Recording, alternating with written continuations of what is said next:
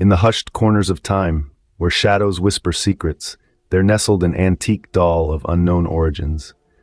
Grandma Ethel, her heart brimming with love, found this doll in an antiquated shop. She thought it was the perfect gift for her granddaughter's upcoming birthday.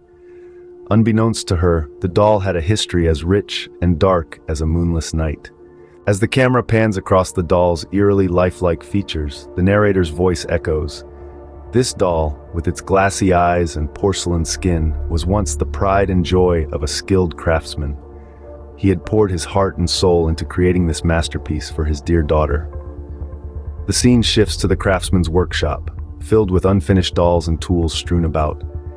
His hands, worn and weary from work, would dance with the materials, molding and shaping until what was once a lifeless piece of porcelain transformed into a beautiful doll. Next, we see the young girl, eyes sparkling with uncontained joy as she receives the doll. For the young girl, it was more than just a doll. It was a friend, a confidant, a source of endless joy. Suddenly, the scene is engulfed in flames, the doll sitting untouched amidst the chaos. But one fateful night, a devastating fire took away the little girl, leaving behind nothing but ashes and the doll. As the flames die out, we return to the present, the doll sitting innocently on the shelf. Once a symbol of happiness and laughter, the doll now carries with it the burden of a tragic past, a past that refuses to remain buried.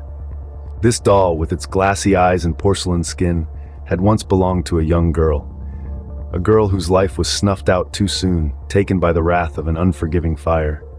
The doll, miraculously unscathed, was the sole survivor of the tragic incident.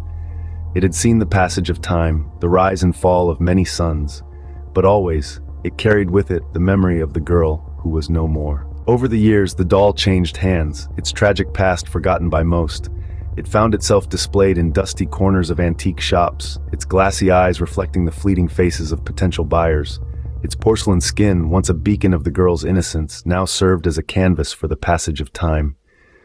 As the doll exchanged hands, the memory of the girl it once belonged to faded. Each new owner knew nothing of the fire, the loss, or the pain. The doll, however, never forgot.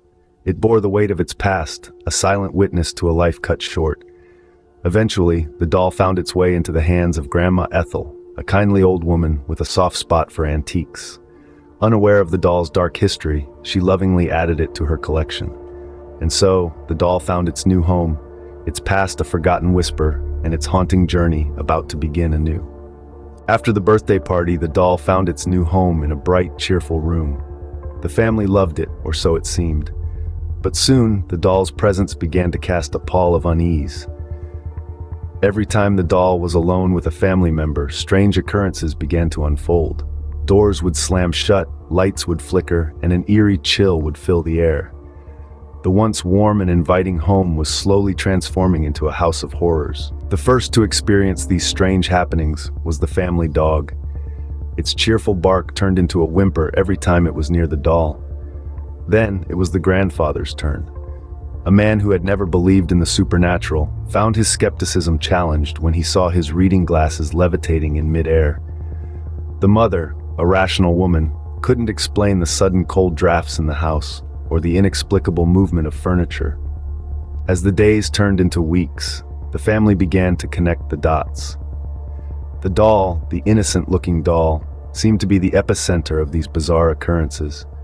The girl's spirit seemed to be trapped within the doll, reaching out from the beyond, causing a ripple in the realm of the living.